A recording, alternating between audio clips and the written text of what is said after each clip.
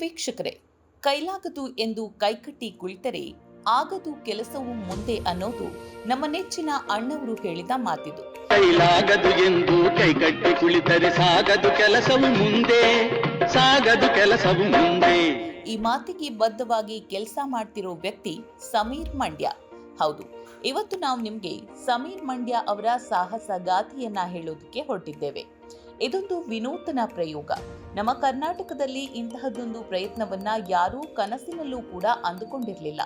ಆದ್ರೆ ಅಂತಹದ್ದೊಂದು ಸಾಹಸವನ್ನ ಸಮೀರ್ ಮಂಡ್ಯ ಅವರು ಶುರು ಮಾಡೇ ಬಿಟ್ಟಿದ್ದಾರೆ. ಈಗ ವಿಷಯ ಏನಪ್ಪಾ ಅಂದ್ರೆ, ಸಮೀರ್ ಮಂಡ್ಯ ಅವರ ಕನಸಿನ ಯೋಜನೆಯಾದ ಗೋಧಾಮ ಕಚೇರಿ ಅಧಿಕೃತವಾಗಿ ಉದ್ಘಾಟನೆಯಾಗಿದೆ. ವಿಧಾನಸಭೆಯ ಮಾನ್ಯ ಸ್ಪೀಕರ್ ಆದ ಯುಟಿ ಖಾದರ್ ಅವರು ಈ ಕಚೇರಿಯನ್ನ ಉದ್ಘಾಟನೆ ಮಾಡಿದ್ದಾರೆ.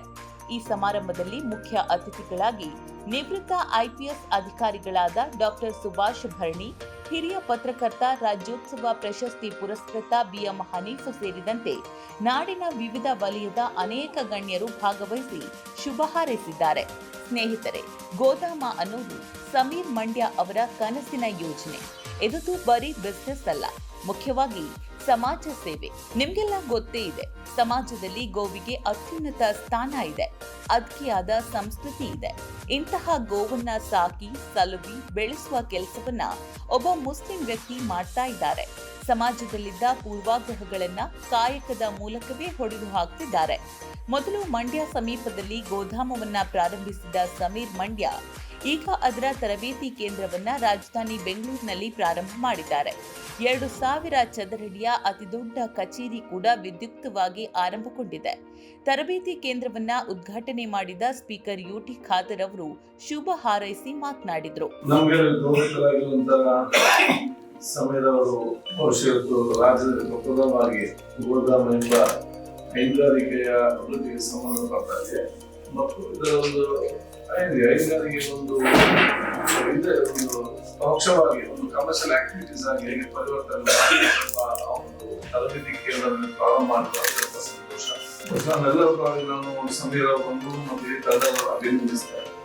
ಒಂದು ವಿಭಿನ್ನವಾದ ಒಂದು ಆಲೋಚನೆ ಮುಖಾಂತರ ದೂರದೃಷ್ಟಿಯ ಒಂದು ಆಲೋಚನೆ ಇವತ್ತು ಯೋಜನೆಯನ್ನು ಅನುಷ್ಠಾನ ಮಾಡುವ ಕೆಲಸ ಮಾಡಿದ್ದಾರೆ. ಪರೋಕ್ಷವಾಗಿ ಹೈನುಗಾರಿಕೆ ಮತ್ತು ಕೃಷಿಗೆ ಪ್ರಯೋಜನ ಆಗುವಂತ ಒಂದು ವಿಚಾರ ಕೂಡ ಆಗಿದೆ. ಅದಲ್ಲದೆ ರೈತರಿಗೆ ಮತ್ತಷ್ಟು ಪ್ರಯೋಜನಕಾರಿಯಾಗುವಂತ ಒಂದು ಸಂಸ್ಥೆ ಕೂಡ ಆಗಿ ಮುಂದಿನ ದಿನಗಳಲ್ಲಿ ಪರಿವರ್ತನೆ ಆಗ್ತದೆ ಎಂಬ ವಿಶ್ವಾಸ ನಮಗೆ ಇದೆ. ಕೆಲವರಿಗೆ ಮನೆಯಲ್ಲಿ ಅಥವಾ ಇನ್ನೊಂದು ತೋಟದಲ್ಲಿ ಮಾಡ್ಲಿಕ್ಕೆ ಮನಸ್ಸಿದೆ, ಇದನ್ನು ಯಾರು ನೋಡಿಕೊಳ್ಳುವುದು, ಹೇಗೆ ನೋಡಿಕೊಳ್ಳುವುದು ಸಾಧ್ಯ ಅಂತ ಹೇಳಿ ನಾವು ಹಿಂಜರಿಕೆ ಆಗುವಂತ ವಿಚಾರ ಕೂಡ ಇದೆ.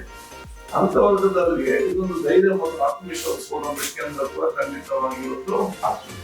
ಈಗ ನಾವೆಲ್ಲ ಬಹುತೇಕ ನಾವು ಸಮಾಜದಲ್ಲಿ ನೋಡಿ ಅಂತ ಹೇಳಿದ್ರೆ ಗೋ ಸಂರಕ್ಷಣೆ ಬಗ್ಗೆ ಮಾತಾಡ್ತಾರೆ, ಅದು ಗೋ ಸಂತತಿಯನ್ನು ಹೆಚ್ಚು ಮಾಡುವಾಗ ಯಾರು ಕೂಡ ಮಾತಾಡ್ತಿದ್ದಾರೆ. 10 ನಾಯಿ ಸಾಹಿತ್ಯ ರಲಿದ್ದಾರೆ, ಒಂದು ಗೋ ಸಾಕಲಿಕ್ಕೆ ಯಾರು ಕೂಡ ತಯಾರಿರುವುದಿಲ್ಲ. ಇದನ್ನು ಕರೆಕ್ಟ್ ಆಗಿ ಉಪಯೋಗ ಮಾಡಿಕೊಂಡು ಹೋದರೆ ಇದೊಂದು ಭವಿಷ್ಯದ ಸೋಷಿಯಲ್ ರಿಫಾರ್ಮ್ ಕ್ರಾಂತಿಕಾರಿ ಯೋಜನೆ ಖಂಡಿತವಾಗಿ ಆಗಲಿಕ್ಕೆ ಸಾಧ್ಯ ಆಗ್ತದೆ. ಅದಕ್ಕಾಗಿ ನಾನು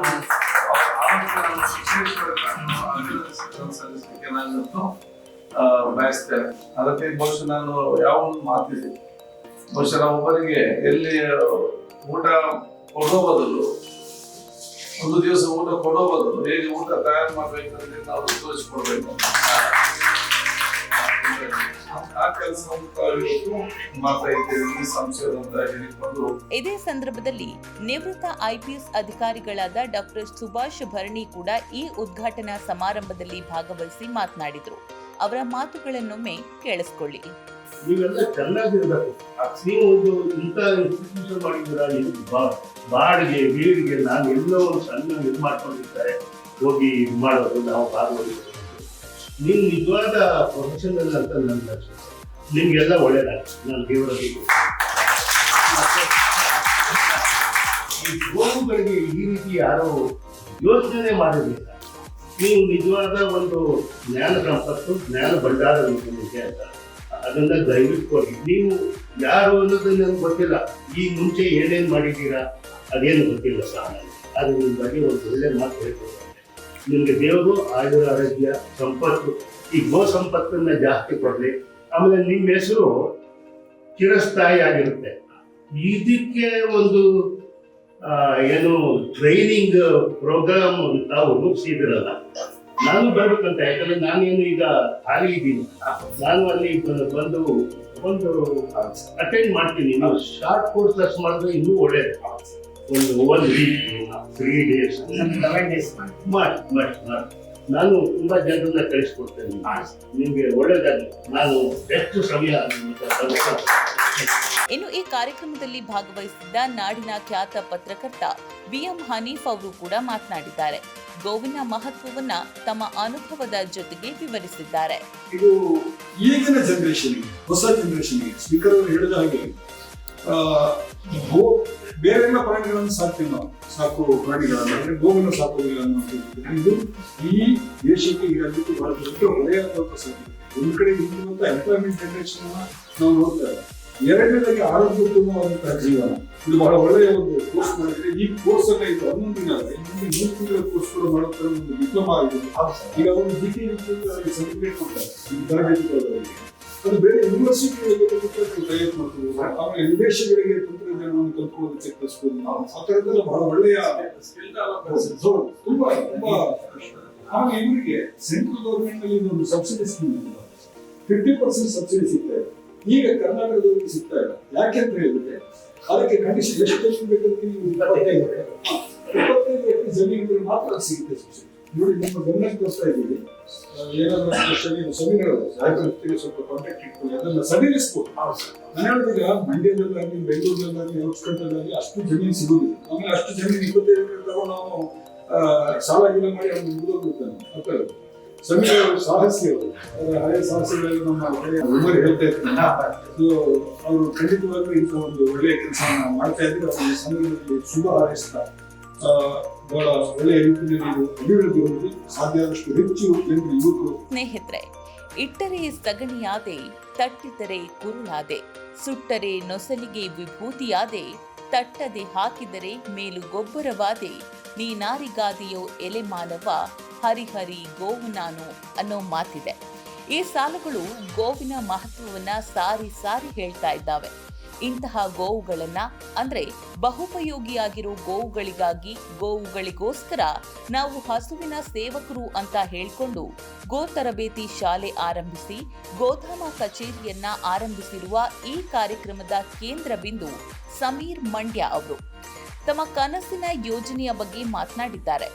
ನಿರುದ್ಯೋಗ ನಿವಾರಣೆ ಮಾಡುವ ಉದ್ದೇಶ ಇಟ್ಟುಕೊಂಡು ಈ ಸಂಸ್ಥೆ ಆರಂಭಗೊಂಡ ರೀತಿಯನ್ನ ವಿವರಿಸಿದ್ದಾರೆ. ಒಂದು ಅಂಗಡಿ ಶುರು ಮಾಡಬೇಕಂದ್ರೆ ಮಿನಿಮಮ್ 10 ಲಕ್ಷ ರೂಪಾಯಿ ಬೇಕು. ಅದರಲ್ಲಿ 50 ಜನ ಕಾಂಪಿಟೇಟರ್ ಇರ್ತಾರೆ. ಸಿಗೋ ಲಾಭ 10 ರಿಂದ 15 ಸಾವಿರ ಮಾತ್ರ.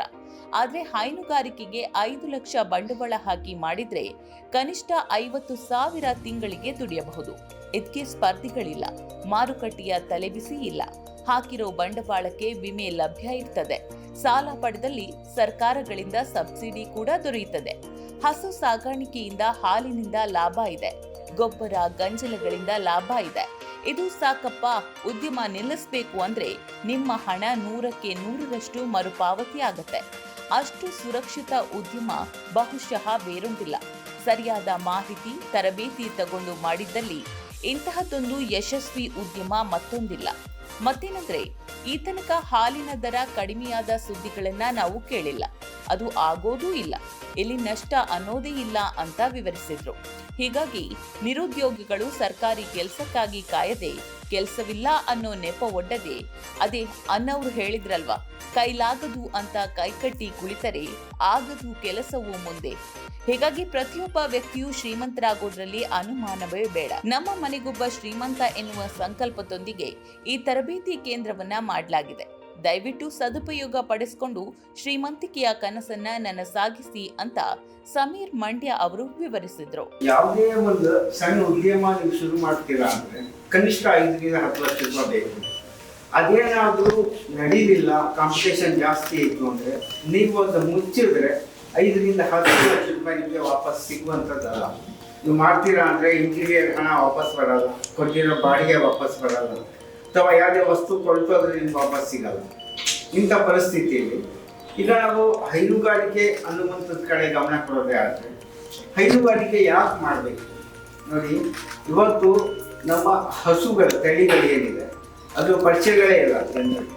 ಈಗ ಹಾಲು ಎಷ್ಟು ಉಪಯೋಗ ಇದೆ ಹಾಲಿಂದ ಅನ್ನುವಂಥದ್ದು. ಈಗ ಸರ್ಕಾರ ಫ್ರೀಯಾಗಿ ಹಾಲು ಕೊಡ್ತಾ ಇದೆ. ಏನು ಕೊಡ್ತಾ ಇದೆ ಅಂತಲೇ ಗೊತ್ತಿಲ್ಲ ಜನರಿಗೆ. ಏನು ಕೊಡ್ತಾ ಇದೆ, ಪೌಷ್ಟಿಕಾಂಶ ಕೊಡ್ತಾ ಇದೆ, ಆ ನೀಲಿ ಅಂತ ಕೊಡ್ತಾ ಇದೆ. ಹಂಗಾಗಿ ಇದಕ್ಕೆ ನಾಳೆ ಹಸುಗಳನ್ನ ಸಾಕಾಣಿಕೆ ಮಾಡೋದನ್ನ ನಿಲ್ಲಿಸಿದ್ರೆ ಆ ಮಕ್ಕಳಿಗೆ ಹಾಲೇ ಇದ್ದಂಗೆ ಆಗುತ್ತೆ, ಆಯ್ತಲ್ಲ. ಆ ಪೌಡರ್ಗಳು ಬರ್ತವೆ, ಅದರಿಂದ ಸೈಡ್ ಎಫೆಕ್ಟ್ಗಳು ತುಂಬ ಆಗ್ತವೆ. ಹಂಗಾಗಿ ನಾವು ಹಸುಗಳ ಸಾಕಾಣಿಕೆ ಅನ್ನುವಂಥದ್ದನ್ನ ಅತಿ ಹೆಚ್ಚು ಮಾಡಿ, ಹಸುಗಳನ್ನ ಶೇಖರಣೆಗಳು ಜಾಸ್ತಿ ಮಾಡಿ, ಬೇರೆ ರಾಜ್ಯದ ದೇಶದ ತಳಿಗಳನ್ನ ತಂದು ಇಲ್ಲಿ ನಾವು ಅದನ್ನ ಸಾಕೋದ್ರಿಂದ ಸಮಾಜಕ್ಕೆ ಹಾಗೂ ನಮ್ಮ ಆರ್ಥಿಕ ಲಾಭ ಕೂಡ ಆಗುತ್ತೆ. ಹೇಗೆ ಅಂದರೆ ನೋಡಿ ಸರ್, ಒಂದು ಹಸು ಸಾಕೋದ್ರಿಂದ ಮನೆಯಲ್ಲಿ ಕನಿಷ್ಠ ಒಂದು ದಿನಕ್ಕೆ 20 ಲೀಟರ್ ಹಾಲು ಕೊಡುತ್ತೆ. ಇವತ್ತು ಸರ್ಕಾರ 1 ಲೀಟರ್ 40 ರೂಪಾಯಿ ಕೊಡ್ತಾ ಇದೆ, ಅಂದರೆ 800 ರೂಪಾಯಿ. 800 ರೂಪಾಯಿ ಅಂದರೆ ವಾರ್ಷಿಕ ಲಾಭ 24,000 ಆಯಿತು ಸರ್. ಒಂದು ಹಸುವಿಂದ 24,000ದಲ್ಲಿ ಅರ್ಧ ಖರ್ಚು ಹೋದ್ರೂ ಕೂಡ ಒಂದು ಹಸುವಿಂದ 12,000 ರೂಪಾಯಿ ಲಾಭ ಸಿಗುತ್ತೆ. ನೀವು 5 ಲಕ್ಷ ರೂಪಾಯಿ ಬಂಡವಾಳ ಹಾಕೊಂಡು ಶುರು ಮಾಡಿದ್ರು ಕೂಡ ಕನಿಷ್ಠ 50ರಿಂದ 60,000 ರೂಪಾಯಿ ನೀವು ದುಡಿಬಹುದು ತಿಂಗಳಲ್ಲಿ. ಇದರಲ್ಲಿ ನಿಮಗೆ ಸಾಕಾಗ್ತಾ ಇಲ್ಲ, ಕಷ್ಟ ಆಗ್ತಾ ಇದೆ ಅಂದಾಗ ಇದನ್ನ ನೀವು ಮಾಡಿ ಆ ದೊಡ್ಡ ಹಣನ ನೀವು ವಾಪಸ್ ಪಡ್ಕೋಬಹುದು. ಯಾವುದೇ ರೀತಿಯ ನಷ್ಟಗಳನ್ನ ಇಲ್ಲಿ ನಿಮಗೆ ಆಗಲ್ಲ. ಆದರೆ ಸಾಕಲಿಕ್ಕೆ ತರಬೇತಿ ಅವಶ್ಯಕತೆ ಇರುತ್ತೆ. ಯಾಕೆಂದ್ರೆ ಸಾಕುವಂಥದ್ದು ಕಲಿತಿದ್ರೆ ಅಷ್ಟೇ ಸಾಕಲಿಕ್ಕೆ ಸಾಧ್ಯ. ಅದಕ್ಕೆ ಏನು ಕೊಡಬೇಕು, ಏನು ಆಹಾರ ಏನು ಕೊಡಬೇಕು, ವ್ಯಾಕ್ಸಿನೇಷನ್ ಹೇಗೆ ಮಾಡಿಸ್ಬೇಕು, ಅಥವಾ ಅದು ಕಾಯಿಲೆ ಬಂದಾಗ ಅದಕ್ಕೆ ಹೇಗೆ ನೋಡ್ಕೋಬೇಕು, ಇವೆಲ್ಲ ಮಾಹಿತಿ ಇದ್ರೆ ಅಷ್ಟೇ ನಾವು ಸಾಕ್ಲಿಕ್ಕೆ ಸಾಧ್ಯ. ಮತ್ತೆ ಇದಕ್ಕೆ ಸರ್ಕಾರಗಳು ತುಂಬ ಅಂದರೆ ಮುಂಚೆಯಿಂದ ಸ್ಟೇಟ್ ಆ್ಯಂಡ್ ಸೆಂಟ್ರಲ್ ಗೌರ್ಮೆಂಟಿಂದ ಸಾಕಷ್ಟು ಸಬ್ಸಿಡಿ ಲೋನ್ಸು ಅದು ಇದೆಲ್ಲ ಕೊಡ್ತಾ ಇದೆ. ಅದೆಲ್ಲ ನಾವು ಬಳಸ್ಕೊಂಡು ಮಾಡ್ತೀವಿ ಅಂದರೆ ತುಂಬ ದೊಡ್ಡ ಉದ್ಯಮಿ ಆಗ್ಬೋದು ಅನ್ನೋ ದೃಷ್ಟಿಯಿಂದ ನಾವು ಸೆಂಟರ್ ಮಾಡಿದ್ದೇವೆ.